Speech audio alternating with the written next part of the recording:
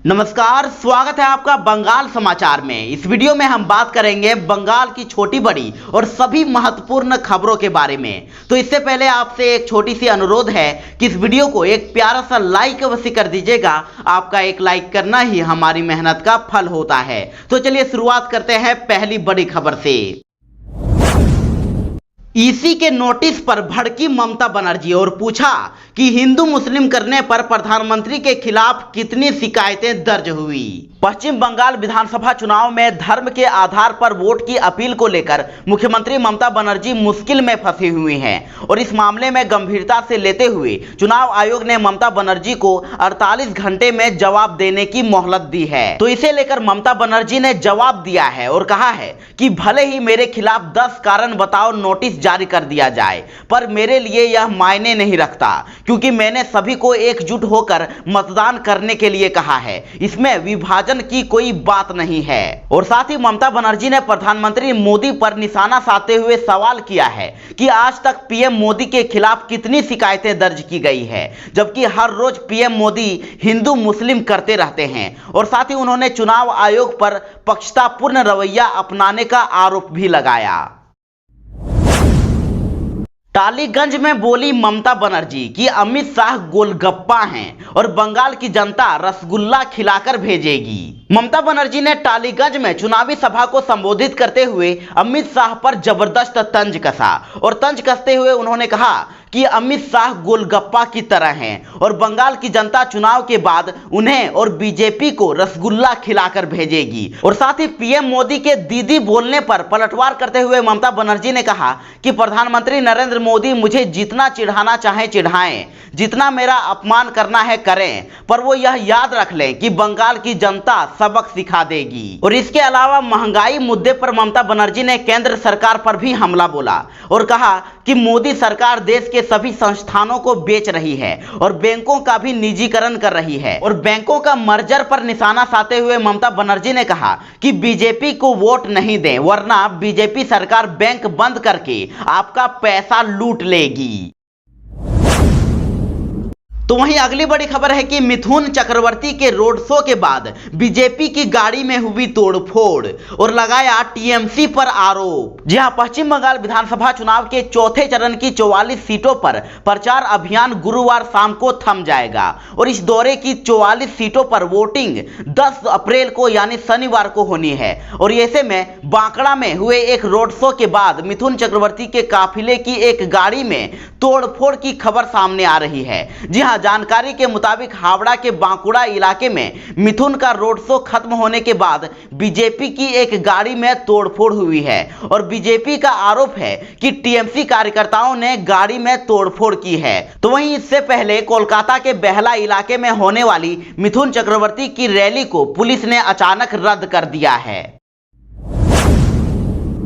पश्चिम बंगाल में चल रहे चुनावी माहौल के बीच ममता बनर्जी को चुनाव आयोग के नोटिस के बाद गुरुवार को श्रीरामपुर की रैली में ममता ने आरोप लगाया है कि बीजेपी जो कह रही है चुनाव आयोग वही कर रहा है। तो वहीं ममता ने अपने भाषण में ढोकला और रसगुल्ला का भी फर्क समझाया। उन्होंने कहा कि ढोकला गुजरात का है तो तुम ढोकला खाओ और मैं रसगुल्ला खाऊंगी। ममता बनर्जी ने बीजेपी को कहा कि बीजेपी तुम जीतने वाले नहीं हो, बल्कि तुम बंगाल में बुरी तरह से हारोगे। कहा कि तुमको क्या लगता है बंगाल का रसगुल्ला और गुजरात का ढोकला एक है? बंगाल का रसगुल्ला और गुजरात के ढोकला में बहुत फर्क है। तुम ढोकला खाओ, मैं रसगुल्ला खाऊंगी, लेकिन दिल्ली का लड्डू यहां मत दिखाओ। तो इसी के साथ अगली बड़ी खबर है कि उत्तर 24 परगना में आईएसएफ और टीएमसी के कार्यकर्ताओं में हुई मारपीट, जिसमें 4 लोग घायल। जी हां, उत्तर 24 परगना जिले में आईएसएफ कार्यकर्ताओं के साथ अन्य राजनीतिक दलों के कार्यकर्ताओं की मारपीट की घटनाएं थमने का नाम ही नहीं ले रही है। और देगंगा के बाद अब हावड़ा में आईएसएफ और तृणमूल के कार्यकर्ताओं में मारपीट की घटना सामने आई है। इसमें 4 आईएसएफ कार्यकर्ताओं को चोटें आई है और उन्हें अस्पताल में भी भर्ती कराया गया है। बताया जा रहा है कि पार्टी का झंडा दिखाने को लेकर ही दोनों तरफ के कार्यकर्ताओं में मारपीट हुई है। तो वहीं आईएसएफ का दावा है कि हावड़ा में तृणमूल हार रही है और जिस कारण से हिंसा से लोगों में भय फैलाने की कोशिश कर रही है। तो वहीं तृणमूल ने आईएसएफ के इस आरोप को खारिज करते हुए कहा है कि यह सब साजिश है और झूठे आरोप लगाए जा रहे हैं और इसमें तृणमूल का कोई हाथ नहीं है, और कहा कि वोट नजदीक आते ही बाहर से लोगों को लाकर आईएसएफ के लोग हिंसा फैलाना चाह रहे हैं।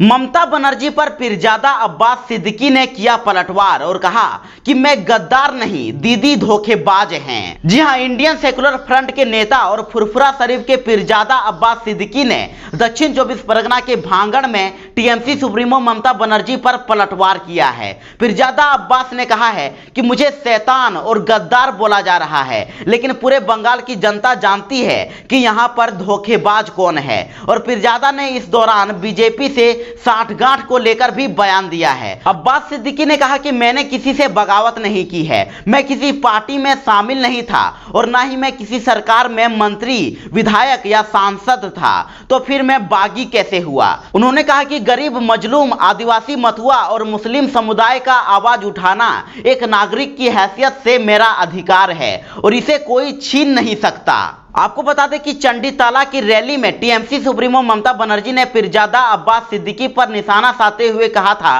कि बंगाल में एक लड़का बीजेपी से पैसा खाकर गद्दारी कर रहा है। तो वहीं अगली बड़ी खबर है कि अवैध कोयला खनन मामले में ईडी ने किया सनसनीखेज खुलासा। टीएमसी नेता अभिषेक बनर्जी की पत्नी के खाते में पहुंचे हैं करोड़ों रुपए। जी हां, परिवर्तन निदेशालय यानी ईडी ने एक ऐसा खुलासा किया है जिससे बंगाल की राजनीति में फिर से भूचाल आ सकता है। जी हां, चौथे चरण के मतदान से पहले ही ईडी ने सीधे सीधे ममता बनर्जी के भतीजे अभिषेक बनर्जी को कटघरे में खड़ा कर दिया है। एजेंसी का दावा है कि कोयला के अवैध खनन मामले में गिरफ्तार किए गए बांकुड़ा के आईसी अशोक मिश्रा के जरिए अभिषेक बनर्जी की पत्नी और साली को लंदन और थाईलैंड में करोड़ों रुपए भेजे गए हैं। और जांच एजेंसी ने स्पेशल कोर्ट को यह जानकारी दी है और ईडी ने यह भी दावा किया है कि अशोक मिश्रा ने स्वीकार किया है कि उसने विनय मिश्रा के कहने पर करीब 1 से 1.5 करोड़ रुपए दिल्ली पहुंचाने की व्यवस्था की थी और ये पैसे अनूप मांझी ने नीरज मांझी यानी मांझी के अकाउंटेंट के जरिए भिजवाए थे। और ईडी ने कोर्ट को यह भी बताया कि अशोक मिश्रा ने कहा है कि विनय मिश्रा तृणमूल कांग्रेस का सचिव था और सांसद अभिषेक बनर्जी का करीबी था। तो अब ममता सरकार के मंत्री पर भी हमला हुआ है। जी हां, पश्चिम बंगाल में इलेक्शन फाइट के बीच ममता सरकार के मंत्री गयासुद्दीन मोल्ला पर कथित हमला हुआ है और इस हमले में गयासुद्दीन मोल्ला घायल हो गए हैं, जिसके बाद उन्हें एक निजी नर्सिंग होम में भर्ती कराया गया है। तो वहीं हमले की खबर पाकर टीएमसी के समर्थकों ने इलाके में उग्र प्रदर्शन भी किया है और टीएमसी समर्थकों ने प्रदर्शन के दौरान एक बस को भी आग लगा दी है। और जानकारी के मुताबिक मागरहाट में ममता सरकार के मंत्री गयासुद्दीन मोल्ला पर जनसंपर्क से लौटने के दौरान कथित रूप से हमला किया गया है। बताया जा रहा है कि इस हमले में मंत्री के सिर में चोट आई है और हमले के तुरंत बाद उन्हें पास के एक नर्सिंग होम में भर्ती कराया गया है। तो वहीं हमले को लेकर टीएमसी ने बीजेपी पर आरोप लगाया है, जिसे बीजेपी ने सिरे से खारिज कर दिया है। तो वहीं आपको बता दें कि बीजेपी प्रदेश अध्यक्ष दिलीप घोष पर भी बुधवार शाम को हमला किया गया और बीजेपी अध्यक्ष सिलीगुड़ी से एक जनसभा करके लौट रहे थे, उसी दौरान उन पर भी हमला किया गया। पुलिस ने उस मामले में अब तक 16 लोगों को गिरफ्तार भी कर लिया है। तो वहीं बीजेपी के नेताओं ने देर रात हमले के विरोध में चुनाव आयोग प्रमुख के दफ्तर के बाहर प्रदर्शन भी किया। तो वहीं अगली बड़ी खबर है कि अंडाल में पानी की मांग पर महिलाओं ने किया सड़क जाम और समस्या दूर नहीं होने पर दी आंदोलन की चेतावनी। जी हां, बड़ी खबर है कि अंडाल प्रखंड के उखड़ा शारदापल्ली 2 के निवासियों ने विशेषकर महिलाओं ने पानी की मांग को लेकर लगभग 1 घंटे तक सड़क जाम करके विरोध प्रदर्शन किया और जिसके बाद उखड़ा आउटपोस्ट की पुलिस घटनास्थल पर पहुंची और लोगों को 5 दिनों के अंदर पानी सप्लाई करवाने के आश्वासन देकर लेकर सड़क जाम को हटाया। तो इधर महिलाओं ने साफ साफ कहा कि यदि 5 दिन के भीतर उनकी समस्या का समाधान नहीं होता है तो वे लोग जोरदार आंदोलन शुरू करेंगी। तो इधर हारुआ में तृणमूल कार्यकर्ता की पिटाई की खबर सामने आ रही है। जी हां, घर लौटते समय एक तृणमूल कार्यकर्ता की पिटाई की गई है और कुछ अज्ञात लोगों ने रास्ता घेर कर पीटा है और जख्मी कार्यकर्ता को अस्पताल में भर्ती कराया गया है। घटना उत्तर 24 परगना जिले के हारुआ की है। पीड़ित की ओर से हारुआ थाने में लिखित शिकायत दर्ज कराई गई है और इस घटना को लेकर मंगलवार देर रात तक तृणमूल कार्यकर्ताओं ने थाने के सामने विरोध प्रदर्शन किया और पुलिस के आश्वासन के बाद ही कार्यकर्ताओं ने विरोध प्रदर्शन हटाया। आरोप है कि भाजपा समर्थित कुछ लोगों ने उसे घेर कर जय श्री राम कहने के लिए बाध्य किया और नहीं कहने पर उसकी पिटाई की गई। तृणमूल नेताओं का आरोप है कि भाजपा के कुछ लोगों ने घटना को अंजाम दिया है, जबकि भाजपा ने आरोपों को खारिज कर दिया है और भाजपा का कहना है कि हार के डर से तृणमूल कांग्रेस के लोग गलत प्रचार करके दंगा भड़काने की कोशिश कर रहे हैं। और इधर पुलिस का कहना है कि मामले की शिकायत दर्ज कराई गई है और हमला क्यों किया गया है इसका पता नहीं चल पाया है और पुलिस इस मामले में एक व्यक्ति को हिरासत में लेकर पूछताछ कर रही है।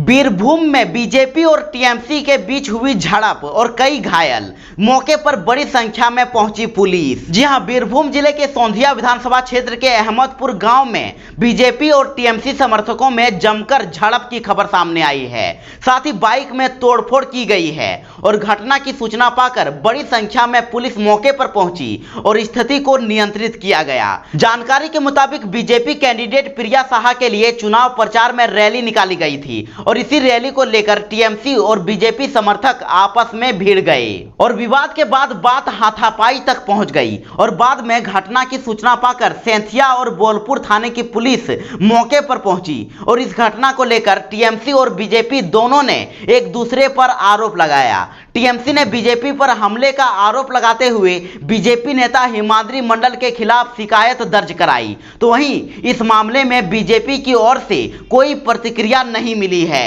और टीएमसी ने यह भी आरोप लगाया है कि 10-12 बाइक तोड़ी गई है और साथ ही बताया कि घटना में टीएमसी के 10-12 कार्यकर्ता भी घायल हुए हैं। हालांकि इस घटना में किसी की भी गिरफ्तारी नहीं हुई है। बंगाल विधानसभा चुनाव जारी है और इसी के बीच बंगाल के एक बूथ पर दोबारा मतदान होने की खबर सामने आ रही है। जी हां, बंगाल विधानसभा चुनाव के तीसरे चरण में हुगली जिले के जंगीपाड़ा में वोटिंग संपन्न हो चुका है, लेकिन इसके बावजूद यहां के एक बूथ पर दोबारा मतदान कराया जाएगा। जी हां, दरअसल जंगीपाड़ा विधानसभा क्षेत्र के 88 नंबर बूथ पर तृणमूल कांग्रेस के ऊपर छप्पा वोट डालने के आरोप के बाद आयोग ने यह फैसला किया है और यहां पर चौथे चरण के चुनाव के दिन ही फिर से मतदाता अपना वोट डालेंगे। तो वहीं आपको बता दें कि जानकारी के मुताबिक बीते 6 तारीख को इस मतदान केंद्र पर मतदान हुआ था और मतदान के बाद भाजपा और आईएसएफ की ओर से तृणमूल कांग्रेस के ऊपर छप्पा वोट डालने का आरोप लगाया गया था और चुनाव आयोग की ओर से इस मामले में जांच की गई थी और आगामी 10 तारीख को चौथे चरण के चुनाव के साथ इस बूथ पर फिर से चुनाव कराने का निर्णय लिया है। बंगाल में सीएम योगी ने दिया बड़ा बयान और कहा कि बीजेपी की सरकार बनने के बाद महिलाओं की सुरक्षा के लिए बनेंगे एंटी रोमियो स्क्वाड। जी हां, पश्चिम बंगाल में चौथे चरण के चुनाव के लिए प्रचार करने पहुंचे बीजेपी के स्टार प्रचारक योगी आदित्यनाथ ने मुख्यमंत्री ममता बनर्जी पर जोरदार हमला बोला। हावड़ा की जनसभा को संबोधित करते हुए योगी आदित्यनाथ ने कहा कि तृणमूल कांग्रेस का नारा है मां माटी मानुस, लेकिन बंगाल में मां यानी महिलाएं सबसे अधिक असुरक्षित हैं। मैं ममता बनर्जी से पूछना चाहता हूं कि आखिर 10 सालों के शासन में महिलाओं पर अत्याचार के मामले में बंगाल सबसे आगे क्यों है। सीएम योगी ने कहा कि जैसे ही बंगाल में भाजपा की सरकार बनेगी उसके बाद पब्लिक ट्रांसपोर्ट में महिलाओं के लिए यात्रा मुफ्त होगी और बच्चियों, माताओं और बहनों की सुरक्षा के लिए एंटी रोमियो स्क्वाड बनाए जाएंगे। तो वहीं अगली बड़ी खबर है कि पुरसुरा विधानसभा में टीएमसी कार्यकर्ता की हत्या और बीजेपी पर लगा आरोप। जी हां, पुरसुरा विधानसभा क्षेत्र में पोस्टल वोट मर्डर की घटना सामने आई है और इस घटना से इलाके के लोगों में काफी तनाव है और इस मृतक का नाम कानू दोलई बताया जा रहा है और उसके पिता का नाम सन्यासी दोलई बताया जा रहा है। तो वहीं टीएमसी ने मौत का आरोप बीजेपी पर लगाया है और वहीं बीजेपी ने इसे निराधार बताया है।